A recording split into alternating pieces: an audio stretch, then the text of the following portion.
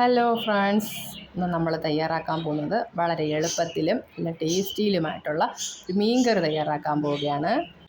അതിന് മിക്സിയുടെ ജാറിലേക്ക് ചെറിയ ഉള്ളി ഒരു 10 എണ്ണം, വലിയൊരു തക്കാളി അരിഞ്ഞത്, അതിനകത്തേക്ക് 1/4 ടീസ്പൂൺ മഞ്ഞൾപ്പൊടി ചേർക്കണം, 1 ടീസ്പൂൺ മുളക് പൊടി ചേർക്കണം,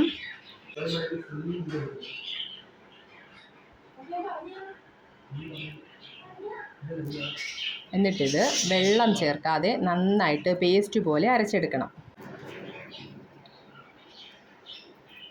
അരച്ചെടുത്തിട്ട് ചട്ടി എടുത്ത് സ്റ്റൗ കത്തിച്ച് ചട്ടി എടുത്ത് വെച്ച് എണ്ണ ഒഴിച്ച്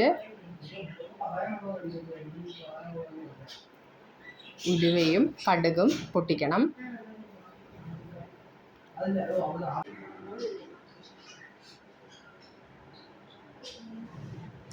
അങ്ങനെ കടുകും ഉലുവയൊക്കെ പൊട്ടി വന്നിട്ടുണ്ട്.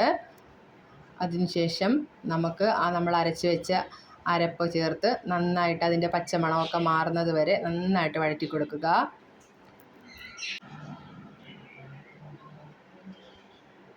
നല്ലപോലെ മിക്സ് ചെയ്ത് കൊടുക്കണം.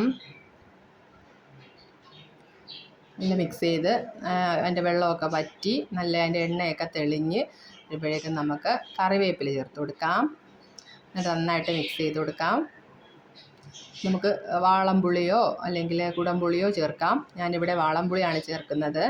വാളംപുളി നന്നായിട്ട് വെള്ളത്തിൽ പിഴിഞ്ഞ് വെച്ചിട്ടുണ്ട്. നമുക്ക് അത് മിക്സിയുടെ ജാറിലേക്ക് ആ വെള്ളം ഒഴിച്ച് കഴുകി ചട്ടിയിലേക്ക് ചേർത്ത് കൊടുക്കാം. അത് നല്ലപോലെ മിക്സ് ചെയ്ത് കൊടുക്കുക.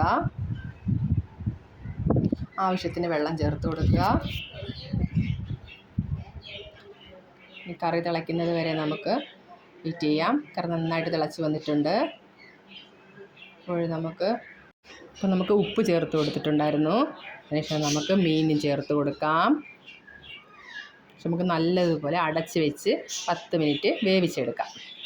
കറി നല്ലതുപോലെ എണ്ണയൊക്കെ തെളിഞ്ഞ് നന്നായിട്ട് കറി വറ്റി മീനൊക്കെ വെന്ത് വന്നിട്ടുണ്ട്. ഇനി നമുക്ക് കുറച്ച് കറിവേപ്പില ചേർത്ത് കൊടുക്കാം.